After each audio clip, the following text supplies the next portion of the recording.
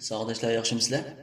Biz dersimizni davomlashtirsak, endi yana darsimizning davomida qattiq disklarning ko'rinishi va qattiq diskning o'linish eg'izlari. Endi bu yerga qaraydigan bo'lsak, bu yerda bir ko'tayin pan beribdi, ya'ni yopiq diska. Bu sata eg'izli qattiq diska bo'ladi. Bu sata eg'izi deganimiz miyat ko'rsatib beradigan eg'iz shu, miyatga ma eg'izi va sata eg'izi bo'ladi. Endi buningki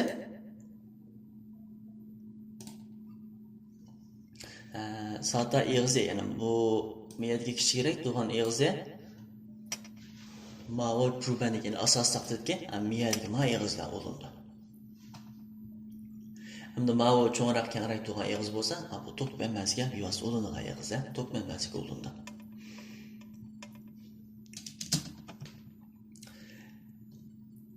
Endi yana qaraydigan bo'lsak,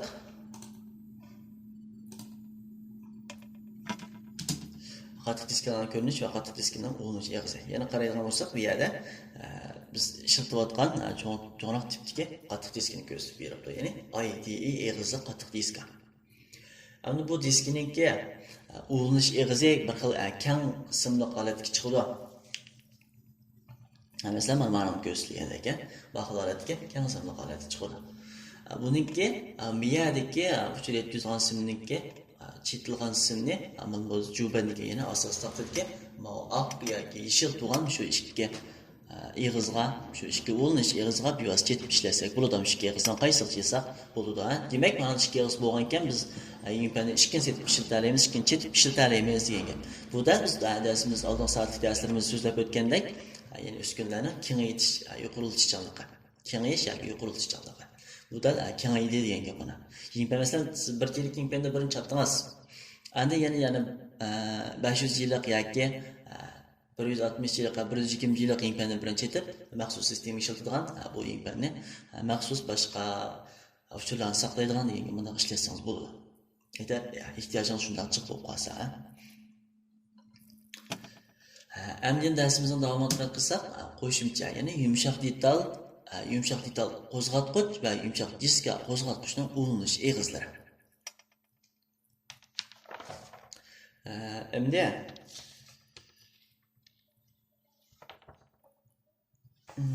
bu yumshoq disk qo'zg'atqich deganlarni hozir ishlatmaymiz, endi burun ishlatdik. Bu yumshoq diska taxminan 1.44 megabayt. Endi yuzining cho'nligi 63.2 so'm keladi. Ichiga saqlag'ich, undan birinchisiga o'xshab ketadigan saqlag'ich bor. Shu yumshoq diskini bu yumshoq disk qo'zg'atqich, bu yumshoq disk qo'zg'atqichning ichiga selib, bu yerga ulash orqali mana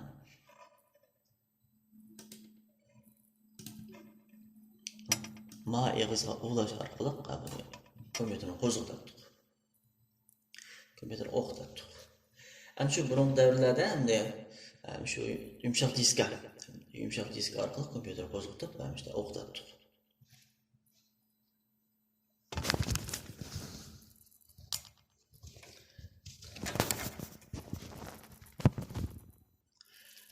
Endi yana darsimizning davomini qilsak, mouse.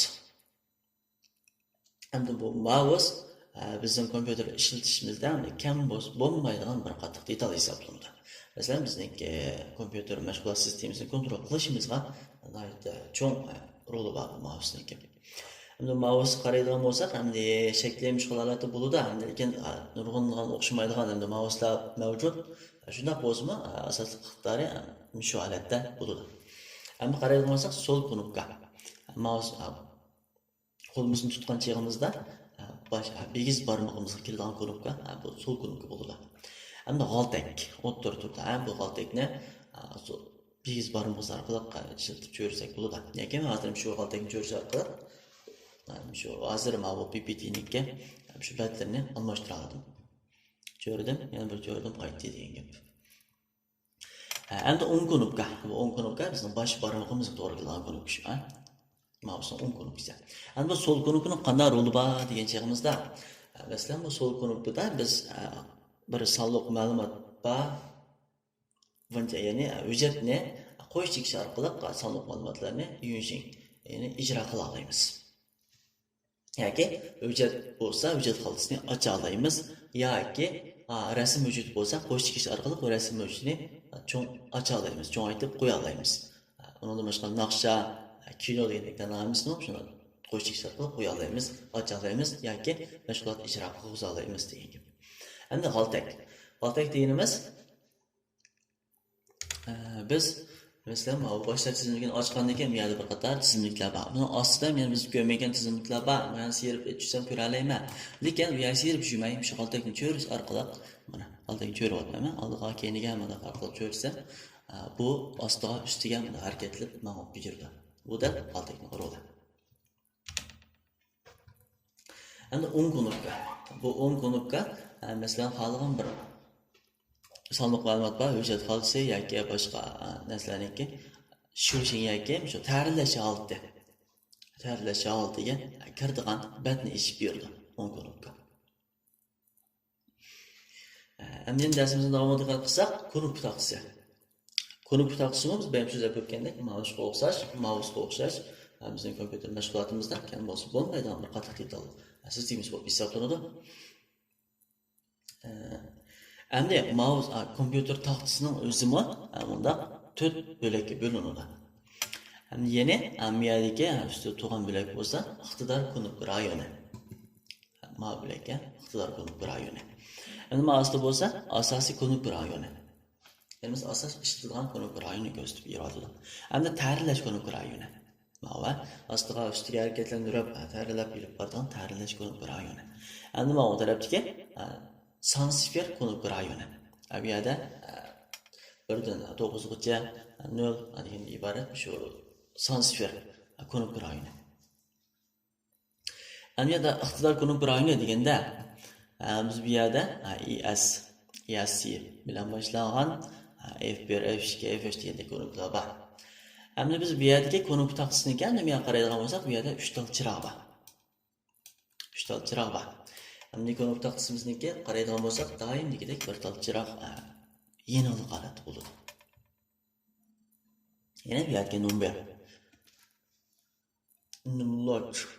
degan knopka yenilik holati bo'ladi. Bu knopka yenilik holati bo'lgan chaqda biz bu yerga sonlarni besib normal mashg'ulot qila olamiz. Yana bu knopka yenilik bo'lmasa, u chiroq yenilik bo'lmasa, son bossak ishlamaydi degan gap. Andan bu yerga o'tirdiki ikkinchi chiroq. Bu chiroq yenilik holati bo'lsa, biz bosgan yana bu yerga asosiy knopka rayonidagi harflar cho'ng harf bo'yicha chiqadi. Cho'ng harf bo'yicha chiqadi.